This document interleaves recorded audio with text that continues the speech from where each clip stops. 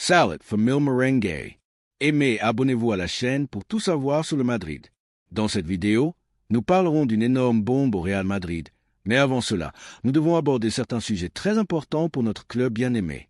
Commençons. Le nom de Miguel Gutiérrez résonne à nouveau avec force dans les couloirs de Valba et dans chaque recoin du madridisme. Le latéral gauche, issu avec fierté de la pépinière blanche, a été l'un des grands protagonistes de la saison dernière en Liga grâce à sa formidable performance avec le Girona. Non seulement il a été un titulaire indiscutable, mais il s'est également consolidé comme l'un des meilleurs joueurs à sa position dans tout le championnat espagnol. Maintenant, son avenir est devenu un sujet brûlant, car bien que l'Atlético de Madrid semble décidé à se lancer à fond pour son recrutement, au Real Madrid, les alarmes se déclenchent et beaucoup exigent que le club agisse immédiatement pour éviter qu'un talent maison ne finisse par renforcer l'un des rivaux les plus directs. Du point de vue madrilène, la question va bien au-delà d'une simple opération de marché. Miguel Gutiérrez représente le succès de la pépinière blanche, ce projet de formation qui a porté ses fruits au fil des ans et qui a produit des joueurs qui non seulement ont triomphé au club, mais ont également laissé leur empreinte dans d'autres ligues du monde. Carvajal, Nacho, Morata, Llorente, Lucas Vázquez et, plus récemment, Fran Garcia ne sont que quelques exemples du travail silencieux mais constant réalisé à Valdebebas. Dans ce contexte, voir un joueur comme Miguel se distinguer à l'extérieur et ne rien faire pour le récupérer, surtout lorsqu'il existe une option de rachat active, est perçu comme une opportunité que le club ne devrait pas laisser échapper. La situation a pris une dimension encore plus émotionnelle du fait que l'Atlético de Madrid a déjà fait des pas fermes pour tenter de finaliser le recrutement de Miguel. On parle d'une offre proche des 20 millions d'euros, une somme que le Girona voit d'un bon œil. Cependant, ce que beaucoup oublient ou choisissent d'ignorer, c'est que le Real Madrid a la possibilité de récupérer le joueur pour moins d'argent, grâce à une clause convenue au moment de son départ. Cette option préférentielle a été incluse précisément en pensant que Miguel pourrait se développer, s'il atteignait le niveau attendu, revenir en tant qu'actif précieux pour la première équipe blanche. Eh bien, ce moment est arrivé. Sur le plan strictement footballistique, Miguel s'intégrerait parfaitement dans le modèle actuel du Real Madrid. C'est un latéral moderne, rapide, avec une grande capacité à se joindre à l'attaque et un déploiement physique qui le rend idéal pour les matchs à haute exigence. De plus, sa croissance tactique a été évidente à Girona sous les ordres de Michel. Il a appris à lire le jeu, à mieux se positionner et à prendre des décisions plus matures dans des situations de pression. Il n'est plus ce jeune prometteur du Castilla. Maintenant, c'est un footballeur consolidé, avec de l'expérience en première division et une fin de démontrer qu'il peut triompher dans le club qu'il a vu grandir. Depuis les gradins du Santiago Bernabéu, le clameur populaire est de plus en plus forte. Sur les réseaux sociaux, les forums et les débats sportifs, les supporters demandent à Florentino Pérez et à la direction sportive de ne pas laisser échapper cette opportunité. À une époque où le marché est gonflé et où chaque recrutement de niveau coûte une fortune, récupérer un joueur de qualité prouvée pour un prix abordable serait un coup de maître, surtout si l'on considère que le poste de latéral gauche est l'une des positions qui a suscité le plus de débats ces dernières saisons. Ferland Mendy a été très solide défensivement, mais ses problèmes physiques et son manque de profondeur offensive ont été source de critiques. Fran Garcia, de son côté, a eu de bons moments, mais n'a pas encore réussi à s'imposer comme titulaire indiscutable. Pour toutes ces raisons, le retour de Miguel Gutiérrez pourrait représenter un renforcement de garantie, un coup de pouce à la politique de la pépinière et un message fort au vestiaire et aux supporters. Le Real Madrid mise sur le talent formé à la maison lorsqu'il démontre être prêt. De plus, le contexte compétitif du club exige d'avoir 2 joueurs de niveau par poste, et compter sur Miguel aux côtés d'un autre latéral pourrait équilibrer bien plus l'effectif. Mais il ne s'agit pas seulement de ce que Miguel peut apporter, mais aussi de ce qui serait évité avec son retour. Voir le joueur de la pépinière vêtu de rouge et blanc, renforçant un Atlético de Madrid qui s'est caractérisé par se nourrir d'ex-madrilènes ces derniers temps, comme le cas de Marcos Llorente, serait un coup émotionnel pour de nombreux madrilènes. Il ne faut pas oublier que la rivalité entre les deux clubs va au-delà du sport. Elle représente 2 façons différentes de comprendre le football, la ville et la gestion institutionnelle. Laisser l'un des nôtres renforcer un concurrent direct se ressentirait comme une trahison, même s'il s'agit d'une décision passive de la part de la direction blanche. C'est pourquoi, chaque heure qui passe sans une réponse officielle du Real Madrid augmente la tension parmi les supporters. Certains médias indiquent que la direction sportive continue d'évaluer les options et qu'une décision définitive n'a pas encore été prise. D'autres, plus critiques, affirment que le club pourrait sous-estimer l'impact que ce mouvement aurait. Dans tous les cas, le temps joue un rôle fondamental. Si l'Atlético accélère et concrétise son offre, le Madrid pourrait perdre une opportunité en or. Sur le plan symbolique, le retour de Miguel aurait également une valeur inestimable. Ce serait la preuve que le club ne se contente pas de suivre les grands noms du marché international, mais qu'il prend également soin de ses propres talents. Le madridisme valorise la grandeur, mais aussi la loyauté, l'identité et le sens d'appartenance, et Miguel Gutiérrez représente tout cela. C'est un joueur avec une histoire à la Casablanca, avec un engagement qui n'a jamais été en doute et avec l'illusion de revenir un jour pour triompher. Lui donner cette opportunité serait un acte de justice sportive. Depuis cette perspective madrilène, soutenir son retour n'est pas seulement cohérent, mais nécessaire. Dans un marché où recruter un latéral de premier niveau pourrait coûter entre 40 et 60 millions d'euros, récupérer Miguel pour beaucoup moins et avec toutes les garanties est une décision qui ne souffre aucune discussion. Surtout si le risque est qu'il finisse par porter le maillot du rival éternel. Ce n'est pas le moment de douter. C'est le moment d'agir avec intelligence, avec une vision d'avenir et, surtout, avec fierté pour ce que représente la pépinière blanche. C'est pourquoi la question reste ouverte à tout le madridisme. Voulons-nous que l'un des nôtres revienne à l'endroit qu'il a vu grandir et devienne une référence au poste de latéral gauche du Real Madrid, ou allons-nous détourner le regard pendant qu'il renforce l'Atlético de Madrid? Il est temps de réfléchir, d'élever la voix et de faire comprendre que l'écusson se défend également avec des décisions fermes et courageuses. Miguel Gutiérrez peut encore faire partie de notre histoire, mais pour cela, le club doit agir maintenant. Et toi, madrilène, qu'en penses-tu? Le Real Madrid doit-il récupérer Miguel avant qu'il ne soit trop tard?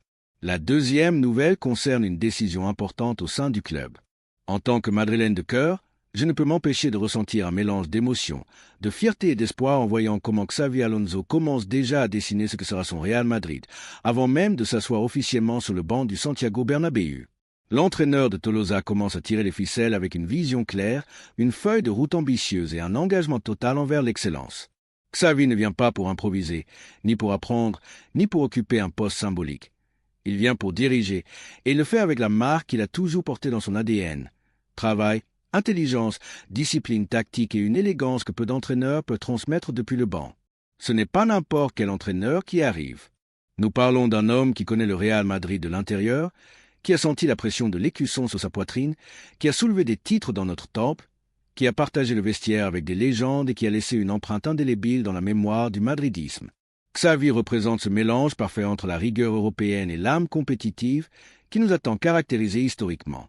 Son passage au Bayer Leverkusen a été une démonstration de ce qu'il est capable de construire à partir de zéro, une équipe solide, audacieuse, équilibrée et spectaculaire, championne de la Bundesliga, brisant l'hégémonie du tout-puissant Bayern.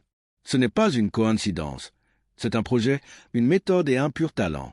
Depuis le banc, la manière dont il a transformé une équipe comme le Leverkusen, la convertissant en une machine à bien jouer au football, à compétitionner au plus haut niveau et à dominer avec autorité dans un tournoi aussi complexe que la Bundesliga, en dit long sur sa capacité. Personne ne donne de titre en Allemagne, et encore moins quand on a face à soi un colosse comme le Bayern. Mais Xavi l'a fait, accomplissant ce qui semblait impossible, briser l'hégémonie et le faire avec un style propre, avec conviction et avec une équipe façonnée à sa mesure. Et le meilleur, c'est qu'il n'a pas fait avec de grandes stars ni des chéquiers illimités. Il l'a fait avec du travail, des idées claires et des footballeurs qui ont su grandir sous sa direction. Maintenant que son débarquement au Real Madrid est une question de temps, ses premières demandes renforcent encore plus l'enthousiasme. Il ne s'agit pas de caprices. Ce ne sont pas des noms à la mode sans contexte. Xavi Alonso veut amener avec lui 3 joueurs qui ont été clés dans le succès de son Leverkusen, Jonathan Tah, Pierro Hincapié et Florian Wirtz. Et, d'un point de vue madrilène, je dois dire qu'il n'aurait pas pu mieux choisir. Jonathan Tah serait un recrutement de pure logique et nécessité. Avec le départ presque certain de Valero et l'incertitude entourant David Alaba après sa blessure, le Real Madrid a besoin de renforcer l'axe central de sa défense avec des garanties. Tah apporte de l'expérience, du leadership, une présence physique et une capacité notable d'anticipation. C'est l'un de ces défenseurs centraux qui rarement échoue en 1 contre 1, qui sait qu'en sortir pour intercepter, quand attendre et qui domine le jeu aérien. De plus, sa situation contractuelle le rend encore plus intéressant. Son contrat se termine et il pourrait arriver en tant qu'agent libre. À une époque où la planification financière fait également partie de la compétitivité, ce type d'opérations sont de véritables pépites. Ce ne serait pas seulement un renforcement clé, mais aussi une incorporation stratégique. Sa connaissance du système de Xavi est un autre point en sa faveur. Il n'aura pas besoin de s'adapter ni de comprendre le fonctionnement à partir de zéro. Il sera un pilier défensif dès le premier jour dans une défense où brillent déjà des noms comme Rudiger ou Militao. Avoir une option plus solide, éprouvé et qui connaît parfaitement les automatismes de l'entraîneur, sera de l'or pur pour un calendrier long et exigeant. La compétition a toujours été synonyme de grandeur dans ce club, et Tache peut apporter de la hiérarchie et de la profondeur dans une zone vitale. En parallèle, Pierro Hincapié est un pari qui s'intègre parfaitement à la philosophie que le Real Madrid a développée ces dernières années. Jeunesse avec projection, polyvalence et fin de croissance. L'Équatorien est gaucher, une qualité rare dans notre défense. Il peut jouer comme défenseur central ou comme latéral gauche et le fait avec une solvance que l'on ne voit pas tous les jours chez un joueur de son âge. Ce n'est pas une coïncidence, il a été une pièce indiscutable dans le Leverkusen de Xavi. Il s'est sorti en jouant à une bonne lecture tactique et une agressivité contrôlée qui est très utile lorsque l'on défend avec une ligne haute. En d'autres termes, c'est un joker de luxe. Et, dans un calendrier chargé comme celui du Madrid, compter sur quelqu'un comme lui peut faire la différence. Hincapié représente ce profil de footballeur moderne, technique mais percutant, qui peut faire une longue carrière dans un club comme le nôtre. Ce serait un investissement pour le présent et pour l'avenir. Nous ne parlons pas d'une promesse à développer, mais d'un talent déjà consolidé, avec une expérience internationale, qui a la mentalité adéquate pour compétitionner et grandir dans un environnement aussi exigeant que le Santiago Bernabéu. Mais s'il y a un nom qui enthousiasme particulièrement, c'est celui de Florian Wirtz. Parler de lui, c'est parler de l'un des talents jeunes les plus brillants d'Europe. À ses 22 ans, Wirtz n'a pas seulement mené offensivement le Leverkusen, mais il s'est également consolidé comme un milieu offensif complet. Il a de la vision, du rythme, du déséquilibre, de la créativité, du but et une capacité innée à connecter les lignes. Dans un système comme celui du Madrid, rempli de talents au milieu mais ayant besoin d'un meneur naturel qui brise les lignes et se connecte avec les attaquants, Wirtz serait un recrutement en or. Ce n'est pas un recrutement facile ni bon marché, mais c'est un pari pour l'avenir. Si les départs de Rodrigo ou Brahim se concrétisent finalement, son arrivée prendrait encore plus de sens. Et, même s'il en reste un, il y aurait toujours de la place. Une qualité comme la sienne ne sera jamais de trop. Imaginez un instant un milieu de terrain avec Tchouaméni, Camavinga, Bellingham et Wirtz, un groupe jeune, avec une qualité technique et un déploiement physique, une combinaison de force, de talent et de créativité qui fait peur à quiconque. Xavi sait ce que c'est que de gérer des milieux de terrain d'élite. C'est quel type de pièce il faut pour que l'équipe fonctionne comme une horloge suisse. Et Wirtz est exactement ce type de joueur qui peut marquer une époque au Real Madrid. Xavi Alonso pense en grand. Il ne veut pas d'un Real Madrid de transition. Il ne veut pas d'une équipe qui met 3 ans à rendre. Il veut que le club soit compétitif dès le premier jour, en respectant son identité et en potentialisant l'héritage laissé par Carlo Ancelotti. Et cela, en tant que supporter, je l'applaudis debout. Parce que la facilité serait d'arriver et de se laisser porter par ce qui est déjà là, mais Xavi veut construire, veut laisser sa marque, veut marquer le début d'une ère. Et il veut le faire avec des noms qu'il connaît, qu'il a déjà dirigés et qu'il sait exactement comment exploiter. La direction, de son côté, a maintenant la responsabilité de répondre à cette ambition. Florentino Pérez et son équipe ont démontré à maintes reprises qu'ils savent quand et comment investir. Ils ont été courageux, ont misé sur la jeunesse, sur le talent et sur la planification. Et, avec Xavi, arrive le moment de faire un pas de plus. Maintenant, je m'adresse à vous, frère Meurang, avec une question directe au cœur blanc. Que pensez-vous de ce nouveau commencement avec Xavi Alonso à la tête? Êtes-vous enthousiasmé à l'idée de voir Tache, Hincapié et Wirtz en blanc? Faites-vous confiance aux critères d'un homme qui a baigné dans le football depuis petit et qui a tout gagné avec notre maillot? Êtes-vous prêt pour une nouvelle ère avec une marque? La troisième nouvelle concerne un énorme coup au Madrid. Du point de vue de tout Madrilène avec de la mémoire, du jugement et un attachement aux valeurs historiques du club, il est pratiquement inacceptable que Brahim Diaz puisse être sur le point de partir. Nous ne parlons pas d'un autre joueur de la pépinière en quête de minutes. Nous ne sommes pas face à un cas de promesse stagnante qui n'a pas trouvé sa place. Nous parlons d'un footballeur mature, avec un parcours dans les grandes ligues, une expérience internationale, surtout un engagement absolu envers l'écusson du Real Madrid. Un joueur qui n'a jamais généré de polémique, qui a assumé chaque rôle qui lui a été attribué avec professionnalisme et qui a répondu avec des performances décisives quand l'équipe en avait le plus besoin. Son nom n'a pas fait les gros titres tous les jours, mais son football a comblé les vides quand c'était le plus nécessaire. Brahim a été ce révulsif silencieux, cette pièce tactique caméléon qui a apporté depuis l'humilité, sans exiger de protagonisme mais en démontrant qu'il le mérite. C'est pourquoi que l'Arsenal ait posé ses yeux sur lui ne devrait surprendre personne. En fait, cela semble presque logique. Mikel Arteta, un entraîneur qui a démontré être l'un des plus intelligents du panorama européen, ne cherche pas des stars médiatiques, mais des joueurs fonctionnels, avec un vrai talent, une intelligence tactique et la capacité de s'adapter à différents schémas. Brahim s'intègre comme un gant dans cette philosophie. Il peut jouer à gauche, à droite, en tant que milieu offensif ou même plus, si le contexte l'exige. Sa polyvalence n'est pas seulement une anecdote, c'est un outil réel qui lui donne une richesse tactique immense à tout entraîneur. C'est pourquoi l'Arsenal le veut. C'est pourquoi le Real Madrid en a besoin. Le problème est que, au sein du club, certains ne semblent pas le valoriser à sa juste mesure. On parle de trop de compétition, que l'avenir appartient à des jeunes comme Arda Güler, que Nico Paz mérite des minutes, que l'effectif ne peut pas tous les contenir. Et qu'est-ce que cela a à voir avec Brahim? Lui aussi n'est-il pas jeune? Il n'a que 24 ans. Il a déjà passé par le Manchester City, le Milan et le Real Madrid. Il a vécu en Angleterre, en Italie et en Espagne. Il a de l'expérience en Ligue des Champions, connaît la pression des grands scénarios et a joué avec et contre les meilleurs. Il ne s'agit pas d'enlever de l'espace à qui que ce soit, mais de reconnaître qu'il n'y a pas beaucoup de joueurs avec ce bagage et ces qualités en Europe. Se séparer de lui maintenant serait l'une de ces décisions qui, avec le temps, peuvent peser. De plus, si nous analysons en détail le contexte actuel du club, nous verrons que Brahim est plus nécessaire que jamais. Vinicius et Rodrigo sont des titulaires consolidés, oui, mais tous deux ont des hauts et des bas au cours de la saison. Jude Bellingham a subi une usure énorme et il est très probable qu'il doive être dosé si le Madrid veut compétitionner jusqu'à la fin dans toutes les compétitions. Arda Güler est un joyau, mais il est toujours en phase d'adaptation. Nico Paz n'a pas encore eu de continuité dans la première équipe.